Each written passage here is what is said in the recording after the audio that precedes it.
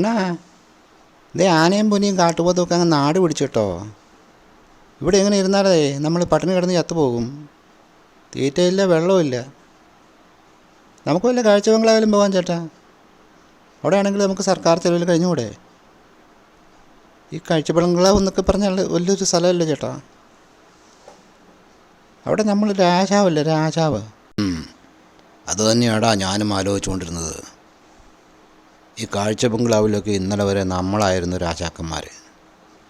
പക്ഷേ എന്ത് പക്ഷേ ചേട്ടാ, ഇപ്പോഴും നമുക്ക് ചേട്ടാ അവിടെ ഡിമാൻഡ്. എടാ അതല്ലെന്ന്, ആ കാഴ്ച ബംഗ്ലാവിൽ ഒരു പെണ്ണും പിള്ള MD ആയിട്ട് ചാർജ് എടുത്തിട്ടുണ്ടെന്ന്. അവർ ചില പുതിയ പരിഷ്കാരങ്ങളൊക്കെ കൊണ്ടുവന്നിരിക്കുകയെന്നേ. അത് നല്ലതാണ് ചേട്ടാ. അവിടെ നമ്മുടെ ഫുഡൊക്കെ ഒന്ന് പരിഷ്കരിക്കുന്നത് നല്ലതാണ്.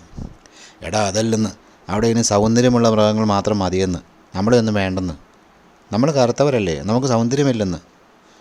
അതെന്ത് വർദ്ധമാനാണ് ചേട്ടാ ഈ പറയണത്? അവർക്കെന്നാ ഭ്രാന്താണോ? അപ്പോൾ അവിടെയുള്ള കരിമ്പുലിയും കരടിയും ഒക്കെ കറുത്തവരല്ലേ ചേട്ടാ, അവർക്കൊന്നും സൗന്ദര്യമില്ലേ? അതിനല്ലേ അവരുടെ പുതിയ പദ്ധതി. കരടീനെയും കരിമ്പുലിയും ഒക്കെ പെയിൻ്റ് അടിച്ച് വെളുപ്പിക്കാനായി ഏഷ്യൻ പെയിൻറ്റ് കമ്പനിക്ക് കോൺട്രാക്റ്റ് കൊടുത്തിരിക്കുവാടാ പരട്ടത്തള്ള. എന്നാൽ പിന്നെ ഇവരെയൊക്കെ ആ കലാമണ്ഡലത്തിലെങ്ങാനും കൊണ്ടുപോയി ഇരുത്തിക്കൂടെ? അവിടെ ഡാൻസ് കളിക്കുന്ന പിള്ളേരുടെയൊക്കെ സൗന്ദര്യം അങ്ങ് വർദ്ധിപ്പിക്കാമല്ലോ. അതായപ്പോൾ ഇവിടെ സംഭവിച്ചത്.